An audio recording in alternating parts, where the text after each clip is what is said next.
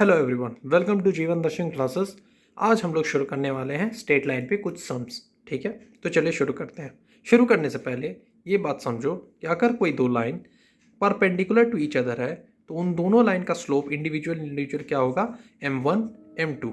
दोनों लाइन का स्लोप को अगर हम प्रोडक्ट करेंगे तो वो किसके बराबर आता है, इक्वल टू -1। तो चलो एक सम बनाया जाए। पहला सम ये दिया हुआ है कि कोई पॉइंट है ए जिसका है -2,3 कोऑर्डिनेट, बी जिसका है 8,-5, सी जिसका है 5,4।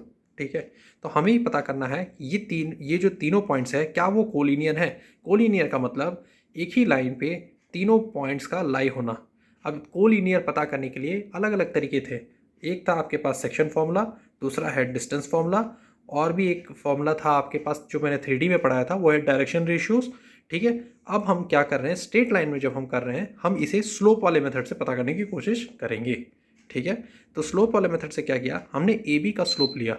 ए बी के स्लोप में हमने क्या किया, पहले जो स्लोप फाइंड किया उसका फॉर्मूला क्या होता है, y2 - y1 x2 - x1 divided by. तो हमने ए बी के स्लोप में अपने -5 को आगे रखा और -3 कर दिया, फिर 8 को लिया, फिर उसके बाद -2 था तो वो तो ऑब्वियसली +2 हो जाएगा। तो यहाँ क्या हुआ, -8/10 और ये हो जाएगा -0.8। स्लोप हमने m2 लिया, m2 में हमने bc को रखा। ठीक है, जब हमने इसे पता करने की कोशिश की तो 4 + 5 दैट इज 9 और नीचे में 5 - 8 दैट इज -3, कितना आए, -3 आए। तो हमारा जो दोनों स्लोप है ना वो इक्वल नहीं आया। इससे ये कंक्लूड हो गया कि हमारा जो लाइन है वो नॉन कोलिनियर है, क्योंकि हमारा दोनों स्लोप इक्वल नहीं आया। अगर स्लोप इक्वल आएगा, देखो अगर कोई भी लाइन है ना, अगर हम ये दो पॉइंट निकाल रहे हैं, ये दो पॉइंट निकाल, अगर इन दो पॉइंट से ही कोई भी स्लोप आता है ना वो पूरा लाइन का स्लोप होता है। ये दो पॉइंट से भी अगर स्लोप निकल गया तो पूरा लाइन का स्लोप है। और अगर स्लोप तो इक्वल होना चाहिए अगर कोई भी दो पॉइंट हो, क्योंकि वो तो रेशियोज होते हैं। ठीक है, तो यहाँ पे चलिए नेक्स्ट क्वेश्चन करते हैं। जैसे कि थर्ड क्वेश्चन में हमें ये दिया गया है इंक्लाइनेशन थीटा इक्वल्स टू 2π/3। हमें पता करना है इसका स्लोप या तो ग्रेडियंट और स्लोप एक ही होता है।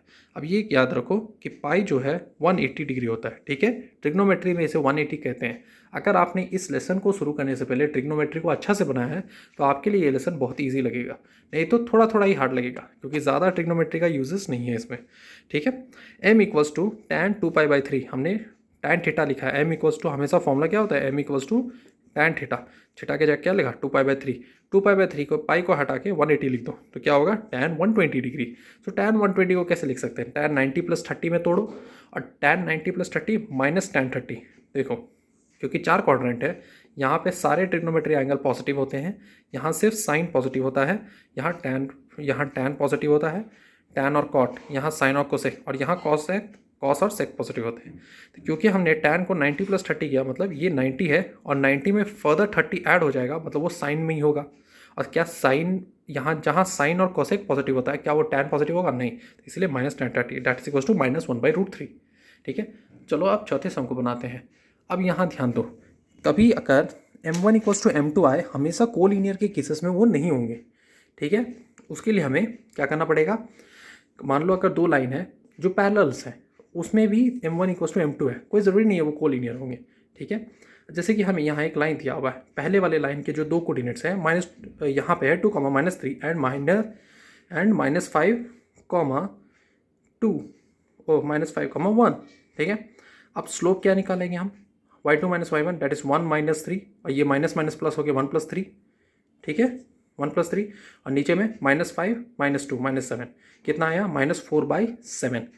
दूसरा हमारे पास इस लाइन का हमें 2 पॉइंट दिया हुआ था, तो क्या किया हमने, m2 पता किया जो कि -4/7 आया। इसका पॉइंट क्या है, 7, -9 और ये है 0,3। इन दोनों का स्लोप तो आराम से पता कर सकते हो। अब देखो दोनों में -4/7 सेम आया, इसका मतलब ये लाइन पैरेलल है, m1 इक्वल्स टू m2। अब अगर मुझे ये पता करना होता कि ये परपेंडिकुलर है तो कैसे, अभी हमने सबसे पहले तो m1 पता कर लिया।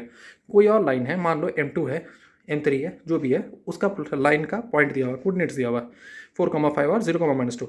इन दोनों का स्लोप पता करो तो m3 कितना आया, 7,7/4। अब यहाँ पे देखो m1 का जो स्लोप है और m3 का जो स्लोप है दोनों को इंटू करो, कितना आएगा, m1 × m3 इक्वल्स टू -1। तो कितना बराबर आया, इक्वल्स टू -1। अगर -1 आ जा रहा है इसका मतलब आपका जो ये दो लाइंस है परपेंडिकुलर टू ईच अदर है। समझ गए, बस इतना ही करना है इस पूरे लेसन में। आपको इस पूरे लेसन में स्लोप निकालना है, थीटा निकालने बोलेगा, आपको बोलेगा इक्वेशन ऑफ अ लाइन, ठीक है, वो मैं सिखा दूंगा आपको। फिर 2 पॉइंट फार्मूला आएगा, उसको भी हमको पढ़ना है। सो पूरे लेसन्स में यही सारे चीज़ें हैं। उसके बाद थोड़ा एडवांस होगा, इंटरसेप्ट और आगे की चीज़ें आएंगी, ठीक है। Till then please do like and subscribe our video. Thank you very much.